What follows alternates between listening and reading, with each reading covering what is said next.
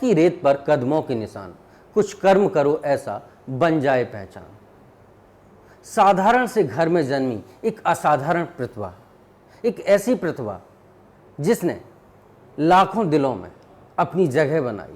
एक किसान के घर में जन्मा ये पुत्र आज एक राजा है। राजा किसी सल्तनत का नहीं बल्कि गरीबों के दिलों का राजा है, जो बुंदेलखंड के लिए वाकई में इतना काम करता है कि पूछो नहीं। जो बुंदेलखंड बदहाल बुंदेलखंड के नाम से जाने जाना लगा था, शायद अब उसके दिन पलट गए। अब वो बुंदेलखंड बदहाल बुंदेलखंड तो नहीं, खुशहाल बुंदेलखंड के नाम से जाना जाएगा। हमारे साथ मौजूद हैं दीप नारायण सिंह यादव, जो कि समाजवादी पार्टी के विधायक हैं। दीप नारायण जी, आपका स्वागत है। नमस्कार। कुछ वो अनछुए पहलू जिन्हें आप हमेशा याद रखेंगे, जो गरीबी, आपने एक किसान के घर में जन्म लिया, किसान के बेटे हैं, आपको हर किसान का दर्द मालूम होगा। शायद यही एम लेकर आप इन ऊंचाइयों तक पहुँचे। वो दर्द आज वल्लभ टीवी से आप शेयर करें। हम लोग इसके लिए भगवान के बड़े शुक्रगुजार हैं और अपने परिवार के उन सब पुरखों के, जिनके आशीर्वाद के प्रतिफल के रूप में हम लोगों को एक ऐसा इस जगह पहुंचने का मौका मिला। मैं इसलिए इस बात का श्रेय देता हूं कि हम लोग साधारण से गांव से निकल कर आए। हमारे परिवार के लोग, हमारे पिताजी हमको पढ़ने के लिए झांसी वहाँ से गांव से शिफ्ट किए। हम सब 5-6 भाई, हमारे चचेरे से पूरा संयुक्त फैमिली थी। 5-7 लोग हम भाई और हमारी बहनें मिला के 10-11 लोग थे। सब लोग झांसी में एजुकेशन लेने के लिए आए और बचपन हमारा झांसी में भी था। पढ़ने के साथ साथ हम लोग गांव से भी हमेशा जुड़े रहे। छुट्टियों के, गर्मियों में, इसमें मौक़ों पर हमेशा गांव, क्योंकि गांव की पृष्ठभूमि थी, असली रहने वाले गांव के थे, इसलिए हमेशा गांव से हमारा लगाव बना रहा। और हम लोग हमेशा जब भी छुट्टी मिली किसी मौके पर भी, हर त्यौहार हम गाँव के मनाते रहे और आज भी मनाते हैं। इसलिए हमेशा से गांव से अटैचमेंट रहा। जहां तक अवसर का सवाल है, मैं सोचता हूं कि बेस्ट एजुकेशन देने के लिए उन्होंने हमें एक अच्छी प्रारंभिक शिक्षा देने की कोशिश की घर वालों ने, जिसके कारण आज जो समझ और राजनीति को समझने का एक अवसर मिला है। उसके बाद जो मैं सोचता हूं कि जो परेशानियां तो अपने जीवन के किसान के साथ जुड़ी हैं, गाँव के साथ जुड़ी हुई हैं। सबसे पहले कि प्राइमरी एजुकेशन गाँव में ठीक ना होना, जिसके कारण हम लोगों को सफ़र करके झांसी आना पड़ा। झांसी में एक अच्छा माहौल मिलने के कारण हमें आगे बढ़ने का मौका मिला। पिछले, चूँकि इतिहास लिखना, या तो ये कहें कि एक किस्मत है आपकी, आप लगातार इतिहास लिखते रहते हैं। आप विधायक हैं, आपकी धर्मपत्नी जी पिछले असेंबली इलेक्शन में सपा की एकमात्र विधायक थी। कैसे तालमेल बैठता है पारिवारिक जीवन में?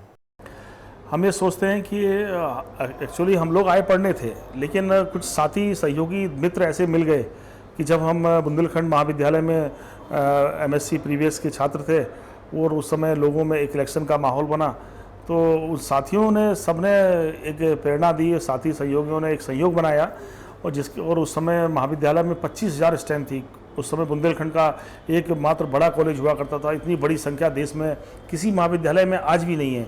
और उस ज़माने में इतनी बड़ी स्ट्रेंथ के बीच में चुनाव लड़ा देना और पहली बार में ही सफलता मिल जाना, ये बहुत सारे ऐसे संयोग और कारण मिले जिसके कारण राजनीति में एक जगह बनी।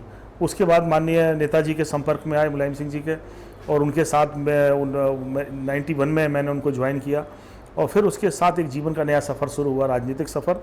मैं सोचता हूँ कि राजनीति की सफलता के पीछे जो मूल आधार है, जिसके पास अच्छे संरक्षक, सच्चे साथी, अच्छे मित्र मिल जाते हैं, वो सफलता के करीब पहुँच जाता है।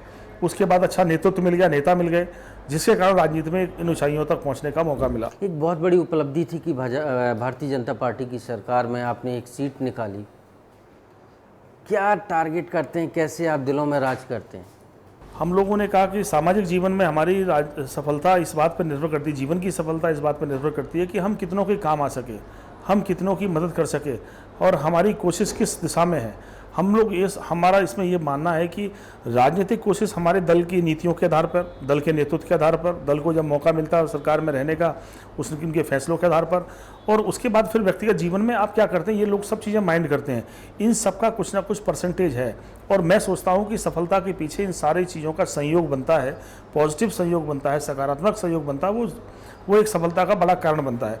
जहाँ तक राजनीतिक सफलता मध्य प्रदेश में मिलने के सवाल है, वो भी मैं ये कहूँगा कि माननीय नेताजी के काम, माननीय अखिलेश जी एक नौजवान मुख्यमंत्री बने और एक नौजवान मुख्यमंत्री ने जो अपने फैसले लिए वो बड़े बड़े उम्रदराज नेताओं को इस बात के लिए मजबूर कर रहे हैं कि फैसलों से कोई बड़ा नेता नहीं होता, उम्र से बड़ा नेता नहीं होता, बल्कि फैसलों से लोगों के दिलों में बड़ा नेतृत्व बनकर अपनी जगह बनाई जा सकती है। छोटी उम्र के बड़े फैसले इस काबिल बने कि न केवल उत्तर प्रदेश प्रभावित है, बल्कि मध्य प्रदेश में भी उन फैसलों का प्रभाव रहा। लैपटॉप फ्री में बांट देना 17 लाख किसानों के बेटे बेटियों को, कन्या वितरण के रूप में 1200 करोड़ रुपए की योजना बनाकर गरीब किसानों की बेटियों को पढ़ाने की एक प्रेरणा देना, सिंचाई माफ़ कर देना, बहुत सारे ऐसे फैसले उत्तर प्रदेश के थे जो गांव से जुड़े थे, गरीब से जुड़े थे, जिसके कारण मुझे एक राजनीतिक अच्छा मंच मिला, राजनीतिक अपनी बात कहने का मौका मिला। फिर दूसरा, हम लोगों का सामाजिक अपना जीवन, लोगों के साथ रिलेशन निभाना, लोगों के साथ खड़े होकर रह के उनकी मदद करने की कोशिश करना, ये सब चीज़ों का संयोग बना, जिसके कारण मेरी पत्नी भी जीती और मैं ये सौभाग्य मुझे मिला पूरे देश में कि हम वो पति पत्नी पेयर बने कि हम उत्तर प्रदेश से एमएलए थे और मेरी पत्नी मध्य प्रदेश से एमएलए थी। ये सौभाग्य था। एक निजी सवाल, आपकी कितनी बहनें हैं? मैं कहूँगा कि भगवान ने मुझे एक ऐसा संयोग दिया जीवन में, मैं कह सकता हूँ कि बहनों के मामले में सबसे बड़ा आदमी हूँ। मेरे पास आज 850 बहनें हैं और हर जाति वर्ग की बेटियों को मैंने, परिवारों को अपनी बहन बनाने की कोशिश की और एक बड़ा परिवार बनाया। वो भी मैंने इसलिए कि बुंदेलखंड गरीबी की स्थिति से जूझता रहा है। कई वर्षों में मौसम की मार के कारण यहाँ के किसान बदहाल बर्बाद हो गया। जिसके घर में अगर जवान बेटी है वो रात में सोता नहीं है, वो परिवार पल पल मरता है। हम लोगों ने एक कोशिश की, भगवान ने जो मुझे सामर्थ्य दी, काम दिया, मैंने एक कोशिश की उस परिवार की उस परेशानी को कैसे हम कम करें, और एक मिशन चलाया 10-12 साल पहले कि जो भी गरीब किसान की बेटी उम्र में, जिसकी 20 साल से अधिक उम्र हो रही है, उस बेटी को अपनी बहन बनाएंगे, उसकी धूमधाम शादी करेंगे और ये जिम्मा लिया कि संबंध आप तय करो, सारा प्रबंध हम करेंगे। और इस तरह से एक सामाजिक विवाह सम्मेलन आयोजन करने की रूपरेखा बनाई और ऐसा करते करते आज मैं कह सकता हूँ कि भगवान ने मुझे वो परिवार दिया जो देश में कम लोगों के पास होगा। 850 बहनें सब जाति धर्म में मेरी हैं। मुझे ऐसा नेतृत्व भी मिला कि मेरे हर सामाजिक इस प्रोग्राम में कभी नेता मुलायम सिंह यादव जी, कभी शिवपाल जी, कभी माननीय अखिलेश जी, सब बड़े लोग, और इस बार निवाड़ी के फंक्शन में माननीय मुख्यमंत्री जी अपनी पत्नी के सहित शरीक हुए उस सम्मेलनों के माध्यम में। इसलिए मेरा, हम लोगों का मनोबल बढ़ा और इस परिवार को बनाने में एक हमारी हिम्मत और ताकत बढ़ी और एक कामयाब परिवार हम लोगों ने बनाया। अगर हम रिश्तों की बात करें तो रिश्ते बनाना तो बहुत आसान होता है, लेकिन उन रिश्तों को निभाना बहुत मुश्किल होता है। उतना ही मुश्किल होता है कि आपको लगता है कि इतने सारे रिश्ते, 850 बहनों का जिनका घर नहीं बच सकता था, आज आप उनके भाई हैं, उनको आपने पूरी तरह, जैसे आप बहन को अपनी विदा करते हैं उसी तरह आपने 850 बहनों को विदा किया। अगर उनके जीवन में कभी कोई दर्द दुख आता है तो क्या उसको भी आप शेयर करते हैं? हम लोगों ने एक परंपरा भी चलाई कि सिर्फ शादी करके हम अपनी बहन को दूर नहीं करेंगे। हम हर रक्षाबंधन के दिन सबको बुलाते हैं और हर रक्षाबंधन के दिन हमारे पास लगभग मेरी 90% बहनें आती हैं। तो मैं कह सकता हूँ कि रक्षाबंधन के दिन मेरे हाथ पर कलाई, जो राखियों का मैं उत्सव के रूप मनाते हैं, मैं सोचता हूँ कि इतनी राखियाँ किसी एक व्यक्ति के हाथ पर इस देश में नहीं बल्कि दुनिया में नहीं बनती होंगी जितनी राखियाँ, जितनी बहनें मेरे पास हैं। ये भी सौभाग्य मुझे मिलता है और हम कोशिश करते हैं। मैंने हर मौके पर कहा है कि हमारा ये भगवान ने, एक कुदरत ने एक रिश्ता बनाने का मौका दिया हमको। ये सौभाग्य, मैं सोचता हूँ कि जो मैं बहन की अपनी मदद करता हूँ किसी रूप में भी, मैं सोचता हूँ कि प्रकृति के उस सिद्धांत को भी मानता हूँ कि किसी न किसी जन्म में मैंने उनसे कोई मदद ली होगी, इसलिए भगवान इस जन्म में उस मदद के बदले में उस जिम्मेदारी को निभाने का अवसर मुझे दे रहा है। और मैं ये कोशिश करता हूँ कि उनकी परेशानी में शरीक हो सकूँ, उनके साथ खड़ा रह सकूँ, उनकी मदद कर सकूँ। और मेरी ये लगातार कोशिश, मेरे लिए स्पेशल मेरे पास एक डिपार्टमेंट है, एक लोग हमारे साथी को जिम्मेदार, उसको जिम्मेदारी संभालते हैं, सबके कॉन्टैक्ट नंबर रखते हैं अपने पास, और जब भी कोई किसी तरह की समस्या परेशानी है उसमें हम ये कोशिश करते हैं कि काम आ सके। ये जो कार्य आप करते हैं वो राजनीति से परे है, सिर्फ एक भावना, एक दिल और एक प्यार के लिए, कैसा महसूस होता है?